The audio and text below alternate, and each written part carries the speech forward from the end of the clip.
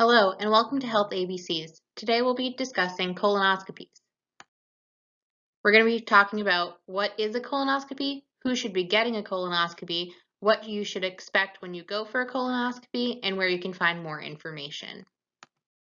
But first, this talk is created by medical students solely for the purpose of patient education. It's not to be used as medical advice and does not replace seeing your doctor. So what is a colonoscopy? A colonoscopy is when a flexible camera is used to examine the lower gastrointestinal system.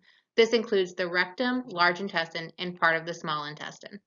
Colonoscopies can be used for many different things. A common use for them is for colon and rectal cancer screenings, but it may also be used to help doctors diagnose other gastrointestinal diseases such as inflammatory bowel disease, diverticulosis, or to help find the source of bleeding. Sometimes a colonoscopy is needed in order to directly treat the intestine, such as stopping bleeding or treating an obstruction. So who needs a colonoscopy? For colon cancer screening, each patient's level of screening is different, depending on their medical history, family history, and results of their last colonoscopy.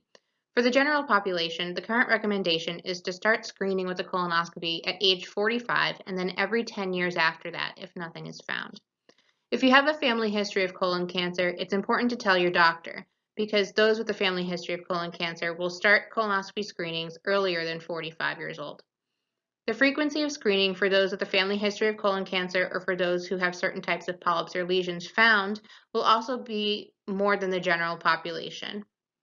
The important thing to remember is that every adult should be screened for colon cancer since it's the third most common cancer and the third deadliest type of cancer. So what to expect when you go for a colonoscopy? First, it's important to follow your doctor's instructions to prep for it.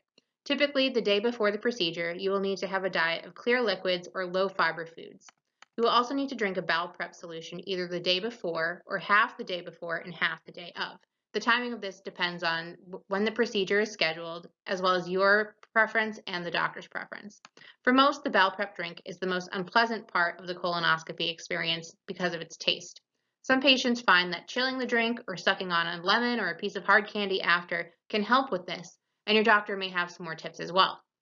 The bowel prep is very important since if there's too much debris found in the colon during the colonoscopy, it may cover polyps or other lesions, making it difficult for your doctor to find them. Since the procedure requires anesthesia, it's important to not have anything to eat or drink for at least 4 to 8 hours before. For some patients, this time of fasting may be longer, so it's important to listen to your doctor. During the procedure, you're sedated, meaning that you will be asleep. The doctor will then place a small, flexible camera into the anus and up into the large intestine. Typically, they will take pictures of any lesions that are found and may take small samples, called a biopsy, to test the lesion for cancer. Typically, a colonoscopy does not take a long time at all.